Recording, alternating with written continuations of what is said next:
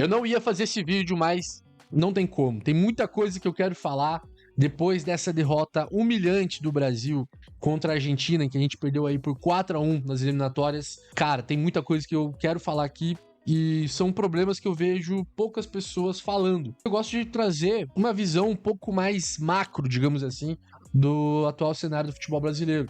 E sempre lembrando, eu sou um torcedor igual você, torço pela seleção, torço pro Internacional, sou apaixonado por futebol, eu amo futebol, futebol é minha vida.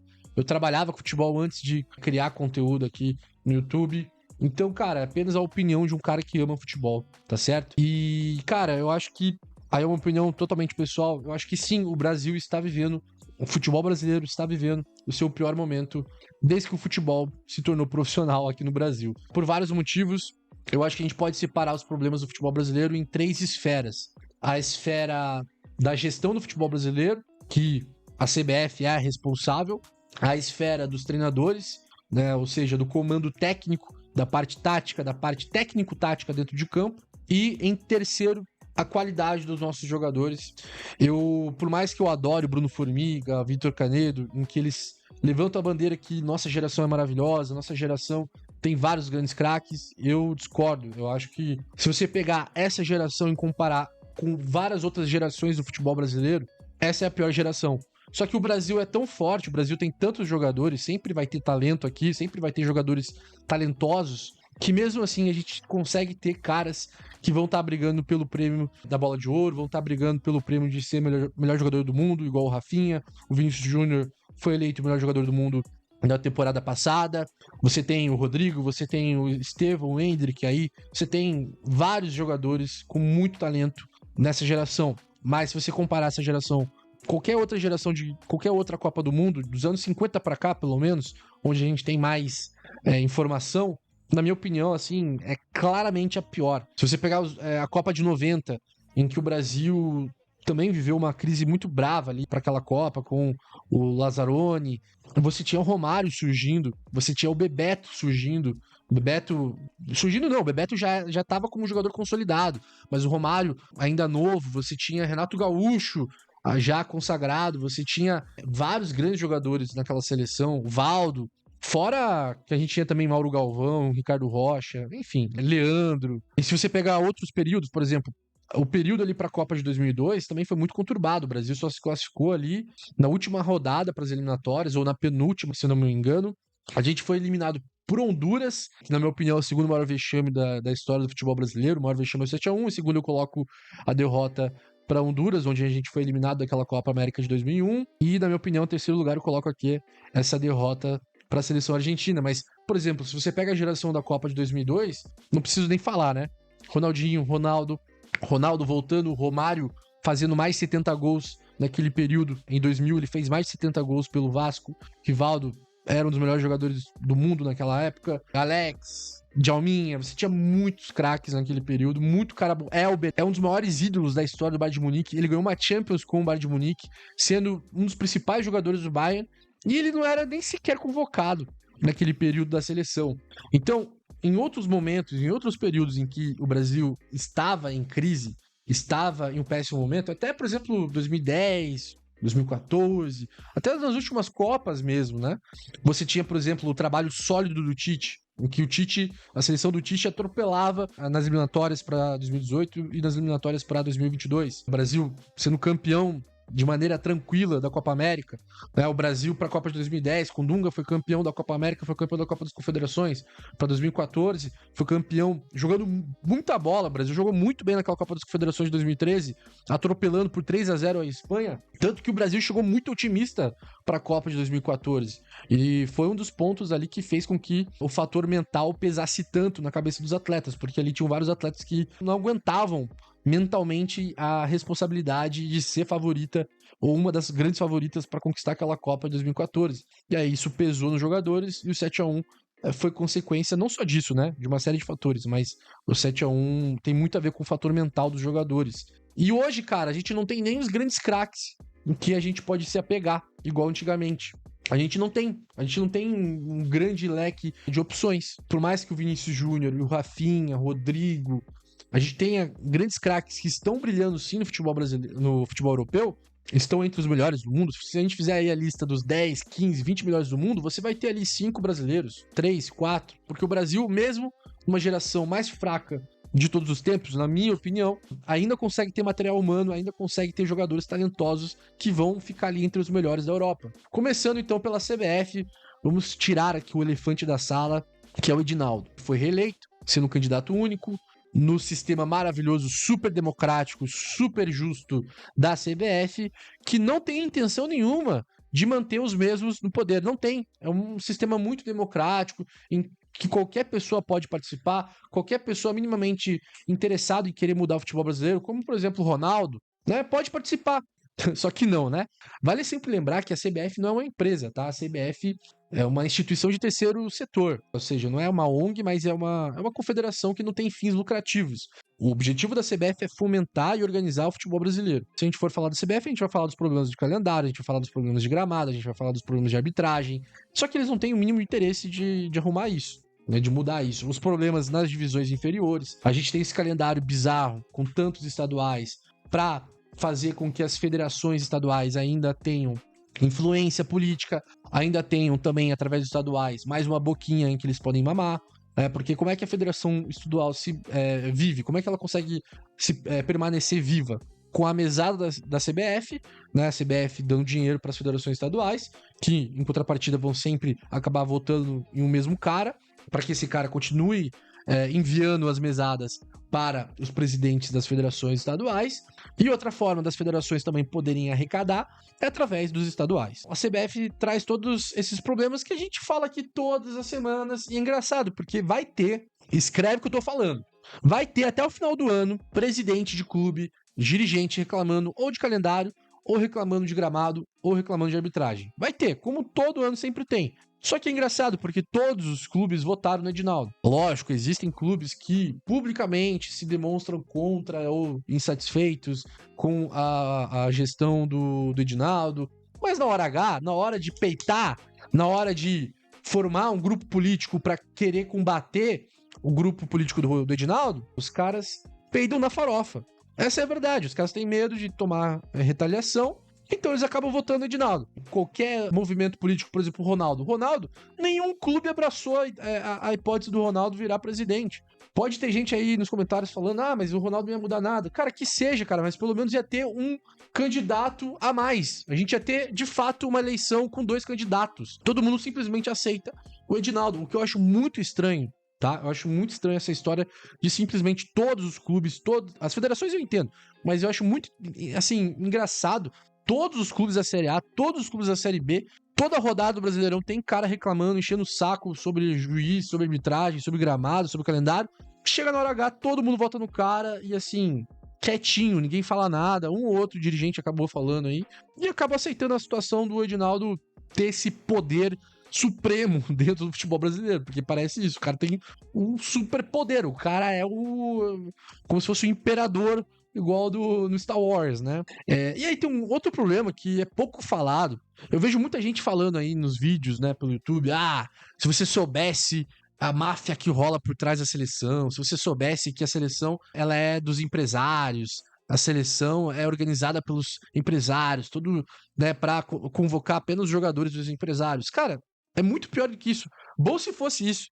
Até porque isso não faz nenhum sentido. É só você ver os jogadores que estão sendo convocados, não tem nenhuma aberração ali. Você pode contestar, não convocou o Alan Patrick, não convocou o Matheus Pereira, sei lá, não convocou o Rafael Veiga, sabe? Você tem algumas contestações ali, mas, cara, todos os jogadores convocados têm lógica, têm sentido, eles estão se destacando em seus clubes. Uma seleção de empresários seria convocar um cara que não tá bem, tá jogando mais ou menos, tá num time ali, o cara, às vezes é um cara novo, de 23 anos, 22 anos, e o cara é convocado pra ter ali o selo da seleção pra ele poder se valorizar no mercado. E eu não vejo isso na seleção. Agora, os empresários influenciam e tomam controle na base. É na categoria de base. Em categoria de base de time grande. Tem time grande que consegue blindar, tem time grande que não consegue se blindar, que os empresários dominam. E aí tem um outro ponto também que é pouco falado. A CBF, no mundo utópico, lindo, maravilhoso, pacífico e super, tudo perfeito, a CBF deveria combater estelionatário, a CBF deveria combater golpista, cara que se utiliza do futebol pra roubar dinheiro de pobre. que usa o futebol para roubar dinheiro de jogador, de um menino pobre que sonha em ser jogador de futebol. E às vezes a família faz todos os sacrifícios do mundo para tentar ser jogador de futebol e o cara vai lá e rouba o cara. Ou esquema, né? Ah, eu não vou botar esse jogador no time, vou botar aquele outro porque aquele outro lá pagou, subornou o treinador, subornou um dirigente.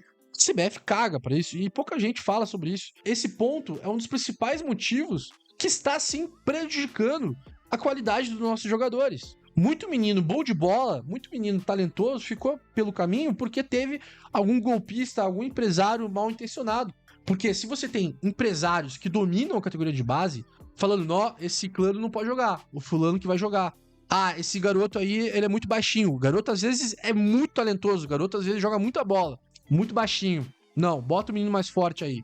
Bota o menino ali, às vezes um menino que teve a maturação mais cedo, bota esse menino ali que o time vai jogar melhor, porque a parte física, principalmente na juventude, influencia demais, né? Um garoto que tá maturado em relação a um garoto que ainda não tá maturado, isso faz muita diferença num sub-13, num sub-15.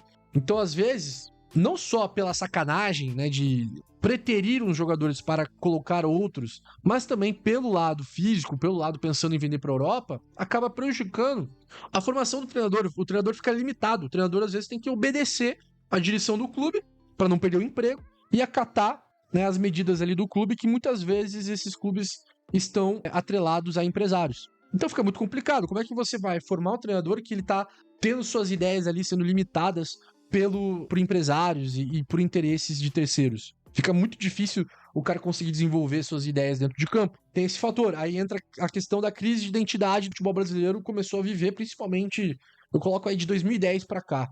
Principalmente com 7-1. O Brasil tomou 7-1, se criou uma cultura de copiar tudo que vem da Europa. E por um lado, isso pode ser positivo. Só que, por outro, acabou tirando o que a gente tinha de principal característica, que era o improviso, que era o jogo criativo, que é o jogo associativo, né, dos jogadores se buscando em campo. Então, os clubes começaram a jogar de uma forma posicional. Tá tudo certo, não tem problema jogar de uma forma posicional, que começou principalmente com o Guardiola. Isso dá muito certo, dá muito resultado, como a gente sabe. Só que só essa ideia, a gente só tem essa ideia, todo mundo vai jogar sempre posicional, 2 toques na bola. Tanto que se você pegar hoje a formação dos clubes, na maioria das categorias de base aí, dos times grandes, principalmente, clubes jogam um 4-3-3, da mesma forma. 3 meio-campistas ali com características parecidas do Bruno Guimarães, por exemplo. Caras que marcam bem. O cara faz tudo bem, mas ele é nota 7 em tudo, nota 8 em tudo. Como o Bruno Guimarães. O Bruno Guimarães não é nem aquele volantaço, tipo um Dunga da vida como característica, mas também não é nem um meio atacante, um cara criativo, um cara... E tá ótimo. Assim, a gente tem vários meio-campistas nota 7, nota 8, como o Bruno Guimarães. Eu acho o Bruno Guimarães um grande jogador, mas eu não acho ele craque, por exemplo. Então a gente tem vários meio-campistas com essa característica. Os caras criativos sempre são jogados para as pontas. Ponta é a única posição em que é permitido você driblar, é permitido você ser criativo, é permitido você ousar. No meio-campo, não. No meio-campo não pode. Tem que ser todos os caras ali com característica do Bruno Guimarães. Caras fortes, com pegada, com intensidade, com bom passe, mas também com bom poder de marcação. O cara que é um pouco mais franzino, técnico, que poderia ser um camisa 10, poderia ser um camisa 8, que dita o ritmo, que a gente vê direto na Espanha, que a gente vê na Alemanha. Todo mundo acha, a Alemanha é futebol físico pra caramba. Ó o Musiala, ó o Florian Wirtz aí, que a gente vê em Portugal. Ó o Vitinha. Vitinha tem, metade do meu tamanho, cara. O Vitinha tem 1,50, sei lá. O Vitinha é baixinho pra caramba e o cara domina o jogo. Ó o McAllister na Argentina. A Argentina não precisa nem falar. A Argentina mantém a cultura futebolística deles. Vários times jogam com 10, com engante. O Garro, Almada, são 2 exemplos de jogadores que são o 10. É o 10, cara. É o 10, é o cara que vai criar, o cara que tem um passe diferente. E aqui não, aqui a gente... Não, vamos apenas formar meio-campistas fortes, meio-campistas são com pegada. Entre um cara que às vezes é muito técnico, muito habilidoso, mas é mais ou menos a marcação, e um cara que faz tudo nota 6, nota 7, vão preferir esse cara. Então isso acabou matando os nossos meio-campistas. Aí chega agora, no jogo contra a Argentina, a gente não tem volante, não tem nem o cara que é nota 10 na marcação, mas às vezes é nota 6, nota 7 no passe. Não tem nem esse cara que é um touro pra marcar. A gente perdeu jogadores com essa característica. E também não temos nem meio atacantes super criativos, porque o que acontece? Vão tudo jogar na ponta. Por isso que o Brasil tá farto de jogadores que jogam na ponta. O Brasil hoje é o melhor do mundo em formar pontas. Vinícius Júnior, Rodrigo, Estevão. Agora a gente tá com problemas em formar meio-campistas por conta disso. Por todos esses problemas que eu falei. A gente tá com problemas também na lateral. A gente não consegue ter laterais ofensivos com a característica do futebol brasileiro. Raramente aparece um ou outro. Wesley apareceu dentro desse mar de laterais medíocres que nós temos no futebol brasileiro. E assim, o Wesley talvez nem seja nem vai se tornar um extra classe, mas vai se tornar um bom lateral. E é um grande mito que falam, pô, ninguém mais tem lateral de primeiro nível. Eu discordo. Você pega a seleção da Itália, você tem o Di Lorenzo, você tem o Di Marco. Você pega a seleção da Inglaterra, você tem o Kyle Walker, Rick James, Alexander-Arnold. Você tem grandes laterais também na Espanha, Cucurella, o Carvajal, você tem o Grimaldo. Aí você na Holanda tem o Frimpong, na Alemanha você tem o Kimmich, Portugal você tem o Cancelo, você tem o Nuno Mendes, França você tem o Koundé, e aí você pega o Brasil, a gente não tem mais lateral de primeira, e olha, não sei nem se a gente tem lateral de segunda prateleira. Por quê? Porque na base, se surge um lateral extremamente ofensivo, se surge um lateral habilidoso, estilo Marcelo, estilo Daniel Alves, vamos botar já pra jogar de ponta. Por quê? Porque na ponta o valor de mercado dele vai triplicar. O valor de mercado de um jogador que joga na ponta é sempre muito maior do jogador que joga na lateral. Um jogador que surge como um lateral ofensivo ou um meia mais ofensivo, vão sempre jogar esse cara na ponta, porque a posição de ataque é onde os jogadores mais têm valor de mercado. E aí entra a questão do centroavante. Hoje o centroavante no Brasil é obrigatório ter pressão pós-perda. O cara pode ser um péssimo finalizador, chutar com a canela, mas tem que ter um ótimo pressão pós-perda. Tem que ser muito forte para conseguir disputar a jogada aérea com o zagueiro. E aí a gente só tem também atacante medíocre. Vários atacantes fortes, rápidos pra caramba, mas medíocres. O Yuri Alberto é um grande exemplo. O Yuri Alberto, eu acho ele um bom atacante. Bom atacante. Bom. E eu não vejo que eu posso estar enganado e queimar a língua, mas eu não acho que o Yuri Alberto vai se tornar um grande craque do futebol mundial, como o Brasil sempre teve na posição de centroavante. O Yuri Alberto é isso. Pressão pós-perda, rápido, só que às vezes perde alguns gols que, cara, até minha avó faria. Só que ele é bom atacante, cara. É isso. A gente consegue fazer bons atacantes, bons meias, nota 7, nota 8. Mas o cara nota 9, nota 10, que a gente sempre teve, ficou apenas nas posições de pontas, zagueiros e goleiro. E aí tudo isso que eu falei tem a ver com a crise de identidade do futebol brasileiro, em que a gente está preferindo formar apenas jogador para a Europa do que a gente manter a essência do futebol brasileiro. Jogadores ofensivos, laterais ofensivos, meias criativos. A Espanha tá fazendo isso, por exemplo. Se você acha que a Espanha joga só tic-tac, aquele jogo de posse de bola, de passe, você tá preso a 2010. A Espanha parece o Brasil jogando. Quem assistiu a Eurocopa sabe o que eu tô falando. Lamine Yamal é um jogador com DNA brasileiro.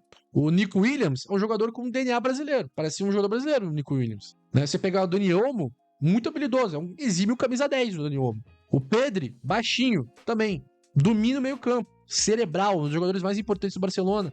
A Alemanha com o Musiala. A Alemanha com o Wirtz. E a gente não consegue ter jogador da mesma categoria na posição de meio atacante. Então, eu sei que eu já misturei aqui questão de técnico com categoria de base. Então, isso, pode ver, todos esses problemas acabam atrapalhando na formação de treinadores. Aí também entra a falta de educação, né? A falta de cursos de qualidade aqui no Brasil. A CBF Academy é uma piada. O curso da AFA dá de 10-0 no nosso curso. Por isso que tem muito mais treinadores argentinos melhores que treinadores brasileiros. E também tem a questão do nosso ambiente. Aqui, se o cara perde 3 jogos no profissional, ou na base também, tá? Que eu acho um absurdo. Se o cara perde 3, 4 jogos, ele é demitido. Então, como é que o treinador vai jogar aqui no Brasil? Ele vai jogar no modo Carille. 4-3-3, fechadinho, ponta sendo secretário de lateral e jogando por um contra-ataque, jogando por uma bola parada, pra ganhar de 1-0 ali e fechar a casinha e ganhar o jogo.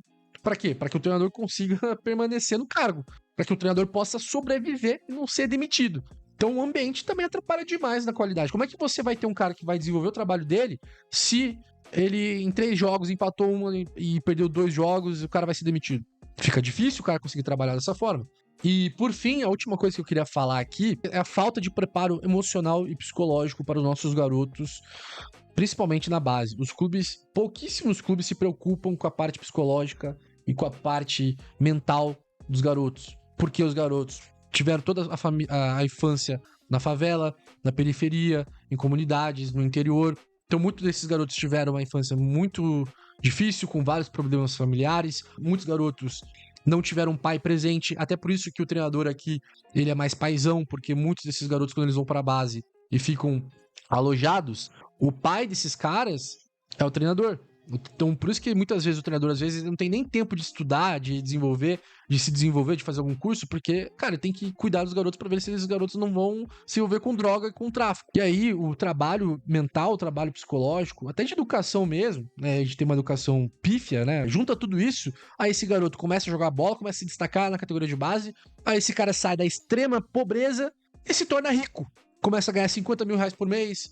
Então, cara, o moleque que antes era pobre, pé rapado, não tinha onde cair morto, que tem muitas vezes vários problemas familiares, problemas, às vezes, um problema de educação mesmo, que o cara nunca conseguiu estudar direito, de fato, sempre postou tudo no futebol, do nada o cara começa a ter mídia, começa a ter as do job, começa a ter um monte de mulher querendo pegar ele. Só que isso na base é que tá. Antigamente, o cara tinha que brilhar no profissional pra daí começar a ter tudo isso, pra começar a ter esse prestígio, esse glamour. Hoje não. Hoje com 17 anos, 16 anos, 18 anos, até o sub-20 o cara ainda não pisou direito na base, o cara já é campeão de uma Libertadores sub-20, o cara já é campeão de uma copinha, o cara já às vezes já tem contrato milionário, às vezes o cara já ganha 50 pau por mês, que pra esses garotos que às vezes não ganhavam nada, é muita grana. O cara começa a torrar, às vezes pode torrar com droga, pode torrar com bebida. O John Kennedy é um grande exemplo disso, cara. O John Kennedy tem potencial, ainda tem potencial, pra se tornar um grande jogador, cara. Um grande jogador no time europeu, por exemplo. Talvez até jogador de seleção. Só que o John Kennedy tem uma cabeça com vários problemas ali que precisam ser trabalhados. Se você fizer uma estatística aí, com certeza você vai ver vários jogadores que se perderam no meio do caminho. Que às vezes não conseguiram nem entrar na base, que às vezes são garotos muito talentosos, mas às vezes o garoto preferiu entrar pro tráfico do que pra entrar numa categoria de base. Às vezes garotos que se perderam no meio da base, que até conseguiram entrar na categoria de base, mas não conseguiram virar profissional, porque muitas vezes acabaram lidando com um empresário que era um estelionatário, ou um empresário que acabou prejudicando o cara. Assim, cara, o Brasil era pra ter uns 7 Vinícius Júnior. O Brasil era pra ter uns 2, 3 caras do nível do Neymar. Como a gente sempre teve. Se a gente conseguir revelar 25, 20% da nossa capacidade, pô, é muito. Então, muito jogador do Brasil acaba se perdendo, ficando no meio do caminho, por vários problemas que eu acabei de listar. E pra finalizar, né, a seleção é a ponta do iceberg. A seleção, ela só escancara de uma maneira bem simples tudo isso que eu acabei de falar. Então hoje a gente tem dificuldade de ter bons meio-campistas na seleção, por quê? Porque todo esse processo começa nas categorias de base. A gente tem o Dorival na seleção, ou até, não sei se ele já foi demitido aí quando você estiver assistindo esse vídeo, mas o Dorival foi pra seleção por quê? Porque a gente não tem outro treinador. O Felipe Luiz, com 6 meses de carreira, já é considerado o melhor treinador aí do Brasil, se você tirar os estrangeiros. O Brasil hoje não tem centroavante, não tem lateral de primeiro nível, pelos mesmos motivos que eu falei da questão na posição de meio-campista. Então, assim, cara, são muitos problemas. Eu acho que sim, o futebol brasileiro está no fundo do poço. Só que, agora, o futebol de clubes está, sim, vivendo um bom momento. A maioria dos clubes aí tem uma boa gestão, estão se organizando. Futebol dos anos 90, futebol dos anos 2000... A maioria dos clubes aí estavam extremamente bagunçados, cara. O Flamengo... Que isso, cara? O Flamengo era uma bagunça completa. O famoso... Os jogadores fingiam que jogavam porque o Flamengo fingia que pagava. Aquela declaração famosa do Vampeta. O Campeonato Brasileiro já foi muito mais desorganizado. Hoje tá menos desorganizado. Ainda tem muita coisa pra arrumar, mas tá ok. Hoje a gente tem já 2 ligas. Antes não tinha nenhuma liga. Quando eu falo em liga, eu quero dizer a liga ali dos clubes, né? Que se uniram pra brigar por melhores direitos de transmissão, para conseguir melhorar o produto do Brasileirão. E essas ligas estão conversando. Por mais que tenham várias divergências ali entre os dirigentes, hoje os dirigentes, os presidentes dos clubes conversam, trocam ideia para conseguir melhorar mais ainda o produto, porque estão finalmente entendendo que o Brasileirão não é feito só pelo Palmeiras, o Brasileirão não é feito só pelo Flamengo. O Flamengo precisa do Palmeiras e o Palmeiras precisa do Flamengo. Justamente para que tenha um produto atrativo e para que eles possam ganhar mais dinheiro ainda. Estamos aí dominando a Libertadores da América, o Brasil domina a Conmebol, né, no âmbito de clubes, mas tem um porém. Se você perceber aí, os principais jogadores que jogam hoje no Brasil, que atuam no Brasil, ou são estrangeiros, ou são jogadores, ótimos jogadores brasileiros, mas com mais de 30 anos. Pode ver, todos os jogadores brasileiros de destaque têm mais de 30 anos de idade. Você vai pegar um ou outro jogador, por exemplo, sei lá, o Estevão, mas o Estevão já tá vendido pra Europa, foi vendido pra Europa. Então, óbvio, sempre vão surgir garotos novos, novos talentos, sempre vão surgir grandes craques aí, sempre vão surgir garotos muito talentosos do futebol brasileiro. Isso nunca vai, pelo menos ainda durante um bom tempo, a gente vai ter esses garotos surgindo. Mas se você pegar os principais jogadores do país, hoje, o Luiz Henrique foi vendido, mas hoje, agora, 2025, no início do Brasileirão de 2025, os principais jogadores ou são estrangeiros ou são jogadores brasileiros com mais de 30 anos de idade, o que mostra que sim, a gente tá com um grande problema geracional e que sim, a gente tá com um problema aí na safra, na qualidade dos nossos jogadores. Tá certo? Aí foi então o meu desabafo sobre o futebol brasileiro. Coloque aí tua opinião, o que você acha. Pô, nem falei, cara, no começo do vídeo, mas deixa o like aí, se inscreva no canal. Pô, dá trabalho aqui fazer o Futebol Evoluciona, eu faço tudo sozinho, eu edito, faço o roteiro, eu faço as thumbs, faço tudo sozinho, cara. Então, me ajuda aí, pelo menos dando um likezinho, comentando, deixa a sua opinião aí sobre o futebol brasileiro, sobre a seleção, fala o que você quiser aí, deixe então o seu comentário. E olha, eu vou deixar aqui outro vídeo do canal, outro vídeo do Futebol Evoluciona, pra você continuar assistindo os nossos conteúdos. Muito obrigado pra você que ficou até o final, tamo junto, nos vemos numa próxima, grande abraço, fui!